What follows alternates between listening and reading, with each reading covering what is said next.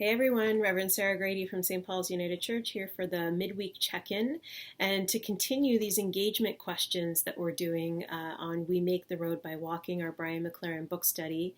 And this past Sunday we took a look at the world of meaning, at the logic and the patterns that are all around us and made known in the scriptures, helping us to live and pattern our own lives with the way that God desires us to live. And the pattern, the person that we're called to model and pattern our own life after in the New Testament certainly is Jesus Christ, because he lived an example of the logos of love.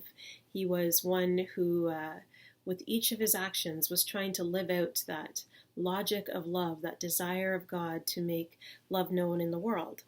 But we can often live by other logics and see other patterns, and Brian McLaren challenges us with a few of these logics that we can tend to fall into, and I want to talk a little bit about those today because I was looking at the question for the kids this week. This can be for the adults too, I think, because the other ones are a little bit too much. You might want to dive into them yourself. If you've got the book and you've read the chapter, you can feel free to go ahead and engage with those questions. But the kids' question for children this week, it says, is there one cartoon or movie you like to watch or hear again and again, and what about it makes you want to keep enjoying it over and over? I'm not sure everybody can quite answer that about their favorite movie, but for some of the adults. But when I got thinking about movies, as you know from me, TV shows and movies are often things that I think help me to understand something when I'm having a hard time. Particularly, I like to think about the scriptures and these concepts and theological conversations, and how the secular, the pop culture can kind of speak to what we're trying to figure out in the scriptures. And so I thought about this. In Brian McLaren's book, he talks about these different logics that we can have and how we can live out our lives. And the first one he talks about is the logic of rivalry. I don't know if you remember that, but he said, under this logic, the cosmos is a huge battlefield or coliseum in which participants can only survive by competing, defeating, deceiving, displacing, or killing their rivals. And in this universe, the strongest survive, and the ruthless are rewarded, the kind are killed, and the meek are crushed.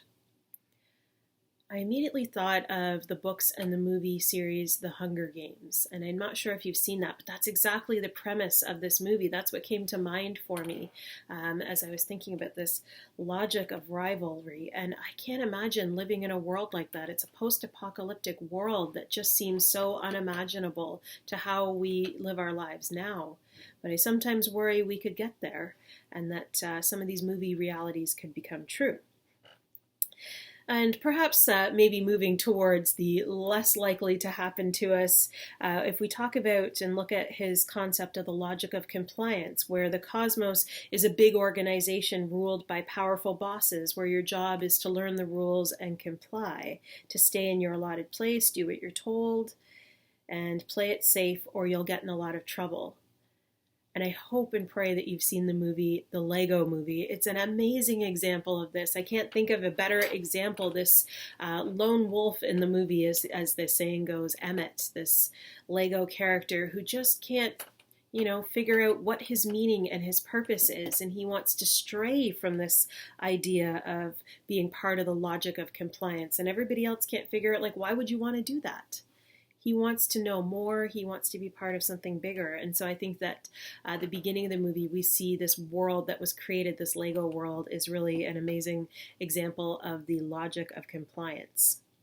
The last logic that he talks about is the logic of mechanism, seeing the universe as some giant machine where our action, reaction, cause, effect, stimulus, response kind of inform what we do.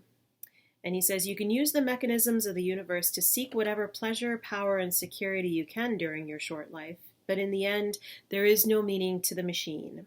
So you better grab whatever moments of fleeting pleasure you can, because that's all there is and ever will be. I rewatched one of my favorite movies from my younger years, and perhaps you've seen it. It's on TV all the time, I'm pretty sure. Ferris Bueller's Day Off. I was rewatching this not too long ago and thinking when I read this how much that ties into what Ferris Bueller says at the end. The premise of the movie, if you haven't seen it, is Ferris doing this whole skipping day of skipping school and getting up to all these crazy antics and just enjoying life to the fullest, while his girlfriend and best friend Cameron are sort of like, I don't know if I should be participating in this. Should I? Shouldn't I? They're not quite sure. Their logic of compliance might be perhaps getting in their way. But at the end of the movie, the very last line Ferris says, he looks at the camera and he says, life moves pretty fast. If you don't stop and take a look around every once in a while, you might miss it. And I thought about that when we think about the logic of mechanisms. So not seeing the world for what it is and the actions, reactions, cause, effect, stimulus, response, and using the mechanism of the universe to seek the pleasures that we want. I think it's made known in that movie pretty well. So those are just some of my thoughts around this, and perhaps how we can make sense of this chapter. It's a little bit more challenging, a little bit trickier to look at, to discern the patterns in life and interpret those patterns and open ourselves to the possibility of a creative logos of love and wisdom that runs through the universe like a current and can play out in our lives like a song, is how Brian McLaren sees these scripture passages and what this part of the Bible is trying to speak to us in this pattern and world of meaning. So I think I've given you enough thoughts. Many things to think on. I'm going to invite you to go ahead and think about these things this week and ruminate on them. Feel free to send me a message and let me know where you're at.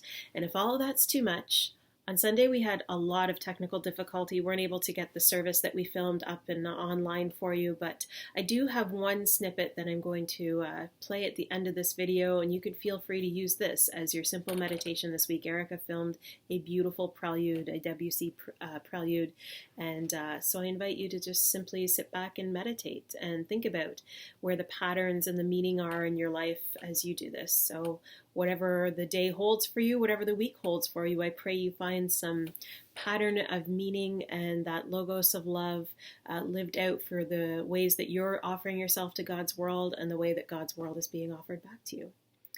Wherever you are this day, my friends, be well, and we'll see you soon.